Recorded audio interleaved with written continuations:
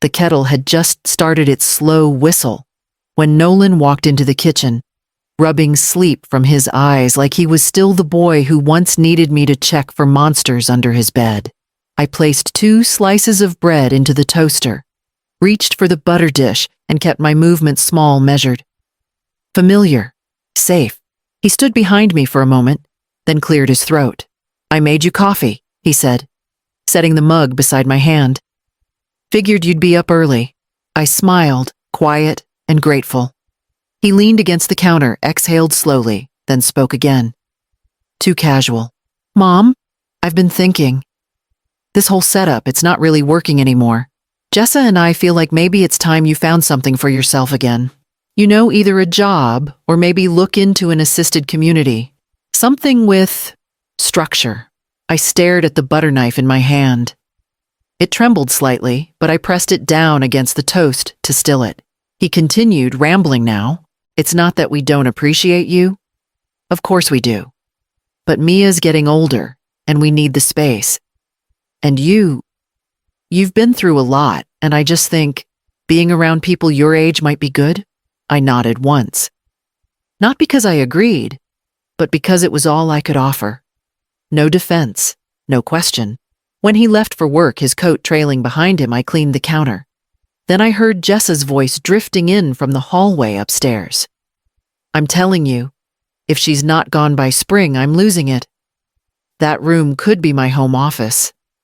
Finally, I wiped the coffee ring from the counter with a cloth that used to be mine, but now matched a set she bought in bulk. I walked to my room, shut the door gently, and bent down to retrieve the suitcase from beneath my bed. The zipper caught at first, but with a little pressure, it opened wide, just like the idea that had been forming quietly in the back of my mind for weeks. I didn't pack right away. Instead, I sat on the edge of the bed with the suitcase open beside me, my palms resting on my knees. The hum of the washing machine downstairs, the faint scrape of Mia's pencil. From her room, it all felt like the dull soundtrack of a life I no longer belonged to. When I first moved in, things were different. Nolan had insisted after my mild stroke. "You shouldn't be alone, Mom," he said. "Let us take care of you now." I had smiled, thinking the hardest part of my life was behind me. The first few months felt almost warm. Jessa thanked me for every meal I made.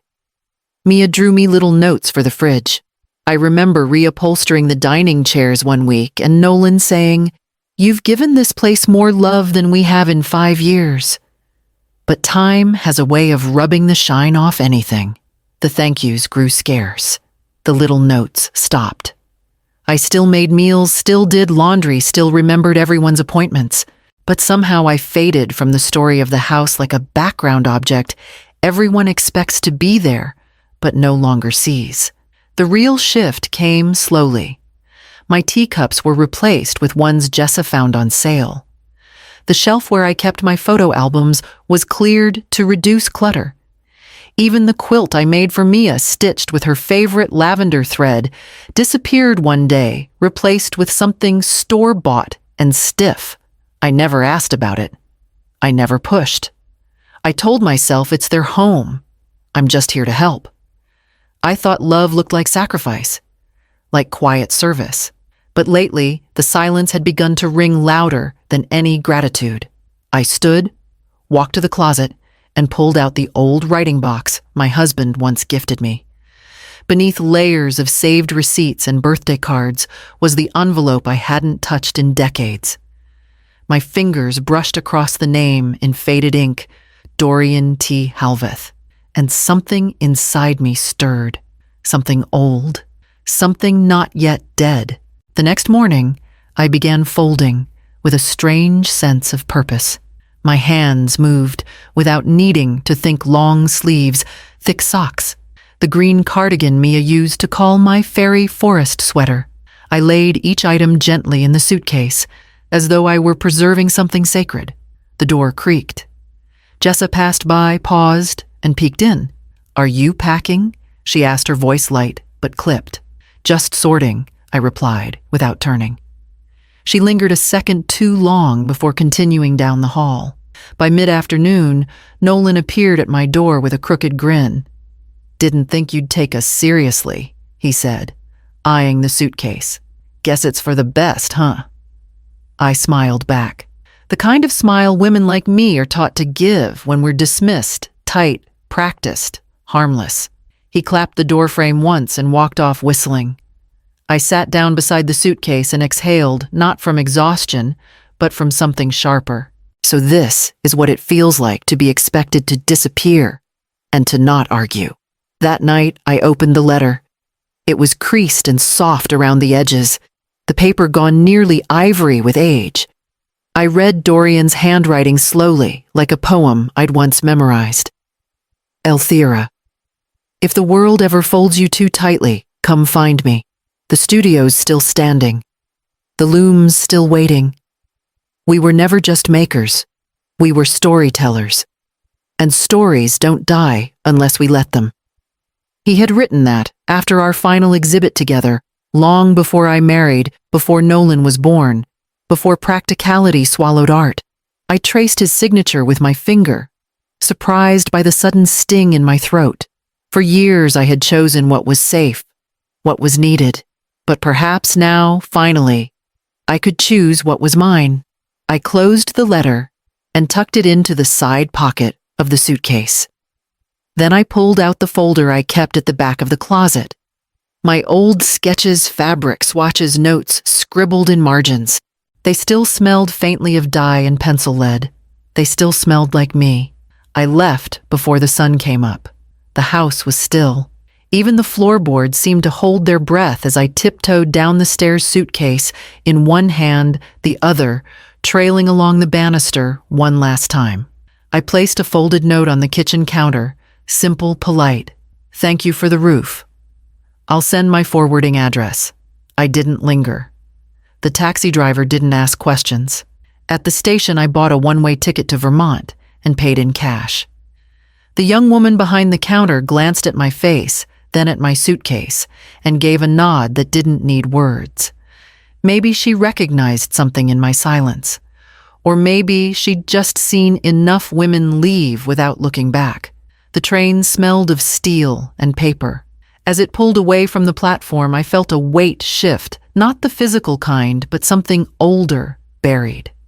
The town shrank behind me, its familiar rooftops dissolving into mist. I pulled out the folder of sketches and ran my hand across a design I'd drawn 30 years ago. My lines were different back then, tighter, cautious. I used to think beauty had to be earned, justified. Now I knew better. The letter sat in my coat pocket, warm against my side. I hadn't written Dorian yet, hadn't told him I was coming. I wasn't even sure he still lived at the same address. But I remembered his handwriting, the way he once braided wild grass into the hem of a tapestry, just to make someone laugh. Outside, trees blurred past bare branches, slicing the gray sky. I closed my eyes and leaned my head against the window.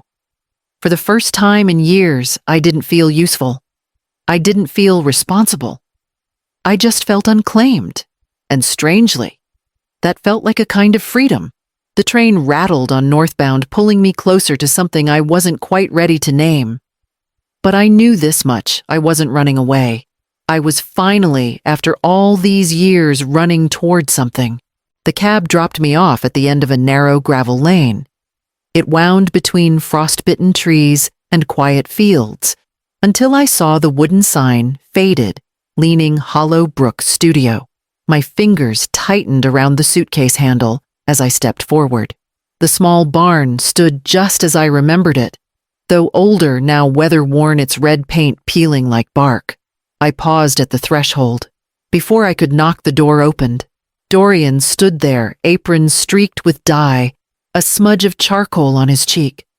His hair was entirely silver now, tied back in a loose knot. For a moment, he said nothing, just looked at me. "You kept it," he finally murmured, his eyes flicking to the envelope in my hand. "I did," I said, "for 38 years. He smiled, soft knowing, and stepped aside. Then, "Come in, Elthira." the looms still warm. Inside, the air smelled of lanolin and cedar. Spools of thread lined the walls in every shade imaginable. Wooden looms stood like sentinels. Sunlight streamed through high windows, catching dust motes that danced like ash. He walked me through the studio without commentary, as if we had only been apart a day. I ran my fingers across one of the looms. My palm tingled from the memory of movement. He led me up the back stairs to a small loft above the workspace. The room was simple. A bed tucked under the eave, a patchwork rug, a window looking over the field. And on the nightstand, a ceramic dish, pale green, the same glaze I'd once used when we were apprentices together. "You can stay here as long as you want," he said. "No questions, no expectations. Only threads and air and whatever peace you're ready for." I placed my suitcase down. "Peace," I repeated quietly. "I'm not sure I remember what that feels like." "You will," he said, and left me to settle in. Later that evening, I sat by the window watching the frost creep up the pane. Below, the looms stood still in the studio, but I could almost hear them breathe. I woke before the sun and wandered down to the studio barefoot, guided by instinct more than thought. The looms greeted me like old friends. My hands, stiff with age, hovered over the wooden frame. I hadn't woven anything in nearly 4 decades, but something returned, not muscle memory exactly, but the memory of love. Dorian didn't interrupt. He worked quietly at the far end, sorting dyed wool into baskets, humming a song I used to tease him for. It struck me how easily we'd fallen back into rhythm, like threads finding their way through a familiar warp. By the 3rd morning, I was sketching again. Not just old patterns or revisited motifs. No, I drew shadows, forgotten hands, faded family portraits, women in kitchens, hallways, waiting rooms. My new work wasn't pretty, it was honest. Dorian looked over my shoulder one evening as I inked the title across the bottom, "Threads of the Forgotten." "Will you show it?" he asked. I shook my head at first, but he waited gently, not pressuring, just present. "They won't understand it," I said. "Maybe not, but that doesn't mean they shouldn't see it." He was right. So I began to weave. The process was slower than I remembered. My fingers trembled some days, my knees ached others, but each row of thread anchored me. With every pass of the shuttle, I stitched in a piece of myself I had long tucked away. Weeks passed. Winter pressed against the windows, but I was warm in my work. Dorian installed gallery lights and painted the studio walls a soft cream. He said it was time. One afternoon, he handed me a small brass plaque. On it, etched carefully, were the words, "Artist Elthira Crenwell." I stared at it for a long moment before accepting. Later, as I mounted the final piece on the wall, I caught my reflection in the glass. For the first time in years, I recognized the woman staring back, and just then, my phone buzzed across the table. Nolan. A message. Short. "Where are you? Are you okay? Jessa? Says you're really gone." The snow had begun to retreat in soft patches around the studio. I worked with the windows open some mornings now, letting the cold air mingle with the scent of wool and wood oil. The gallery remained open through winter, and though I rarely stayed during peak hours, I heard whispers of how people responded. Quiet stares, long pauses, stories left in the guest book. I didn't wait for Jessa or Nolan to show up. I didn't even expect Mia. But the art lived anyway. One morning, while I was rinsing brushes near the window, my phone buzzed. It was a message from Mia. She'd sent a screenshot of a social media post. Someone had taken a photo of Threads of the Forgotten at the exhibit and captioned it, "You can feel the ache in this," like looking straight at every woman who disappeared in silence. Dozens of comments followed, people tagging friends, others sharing memories of women they'd forgotten to thank. At the bottom of the post, Mia had drawn a red circle around the name on the gallery card. My name. Her message read simply, Grandma. This is yours. People are talking about it everywhere. I'm so proud of you. I sat down slowly. My hands, still damp, curled gently around the edge of the table. I typed, "Yes, sweet pea. It's mine. I carry you in every thread." And earlier that week, when Nolan had finally messaged me asking where I was, I had replied without hesitation, "I'm somewhere I should have gone a long time ago." He hadn't answered, and that was fine. The day moved on. Light poured through the upper windows and rested gently on the weaving frame. I sat by the window watching people pass on the sidewalk below, unaware of the small joy I held in my palm. For once, I didn't need to explain myself to anyone. The threads were already doing the speaking. It was on a Tuesday morning, as I was pouring hot water over tea leaves, that Dorian leaned against the doorway with a softness that always made the walls feel wider. He watched me for a moment, then asked, "You talk a lot about them." "Elthira. About Nolan. About Mia. But who took care of you?" The question dropped gently, but landed with weight. I froze, one hand on the teapot, the other at my side. My mind rushed to fill the space, but it couldn't. I had no answer ready. Not because I hadn't thought about it, but because I'd never dared to ask it out loud. I sat at the kitchen table and stared out at the snow-covered trees. So much of my life had been spent stitching around other people's needs. I was the warm meal, the backup plan, the steady presence in the background. But when had anyone ever stopped and asked if I needed warmth? That afternoon, I didn't touch the loom. I took a walk instead, past the edge of the woods where the snow turned thinner and the wind sharper. I let the cold bite a little. It reminded me I was still here. When I came back, the fire was already going. Dorian had left a book on the arm of my chair. Virginia Woolf to the Lighthouse. A note inside, for the woman who finally walked toward her own shore. I pressed the book to my chest and closed my eyes. It was not romance, not longing. It was something quieter. The feeling of being seen without demand.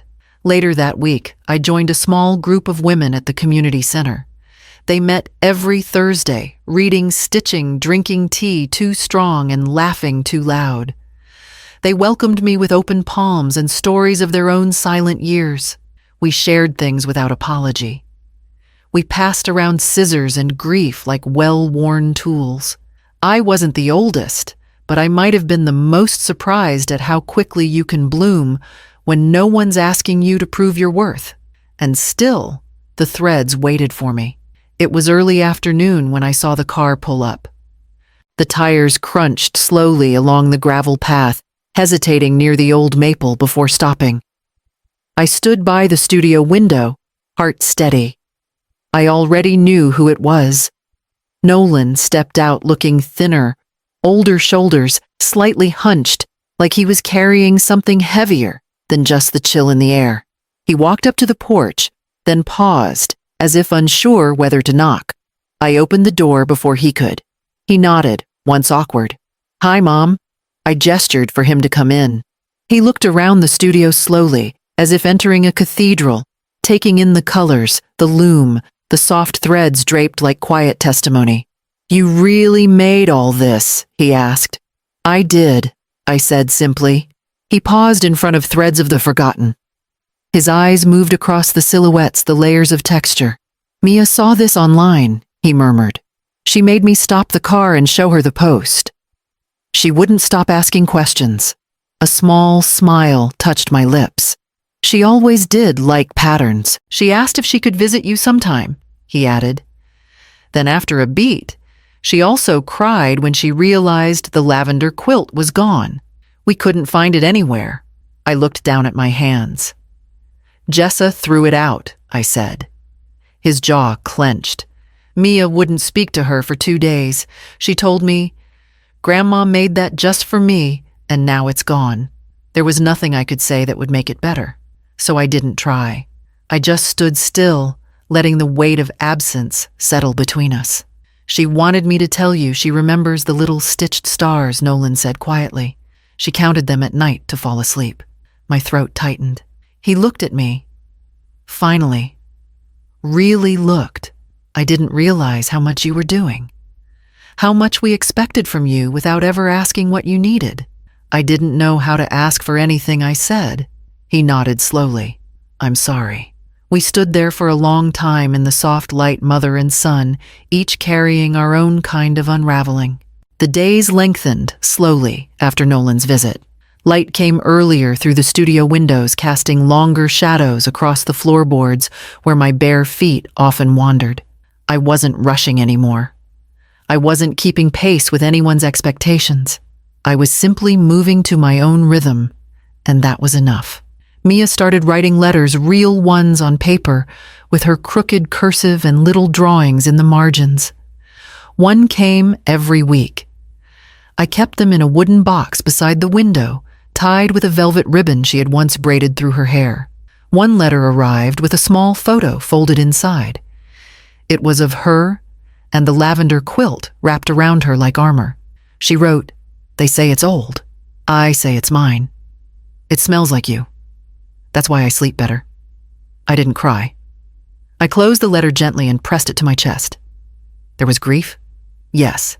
But there was also a new kind of tenderness, one that didn't beg, didn't ache. It simply lived. The exhibit stayed open for months. People came from towns I'd never heard of. Women left notes in the guest book. One wrote, "I saw my mother in your threads. Thank you for reminding me she mattered." Another left a single earring with a note. She always said I'd find the right place to leave it. Some stories don't need a stage. They just need space to breathe. Dorian and I started planting that spring lavender, of course, and rosemary for remembrance. On weekends, we sat under the budding apple tree and read aloud from books that had once gathered dust. No roles to fill, no burdens to justify, just breath and presence. One afternoon, as we watched the breeze carry petals across the field, Dorian reached for my hand. I didn't flinch. I didn't second guess. I simply held it back. He turned to me and whispered, "You know, Elthira, you've always been whole." And for the first time, I believed him. So I leaned into the quiet, into the sunlight, into the gentle hum of looms waiting below, because this was my story now, and I was the one telling it.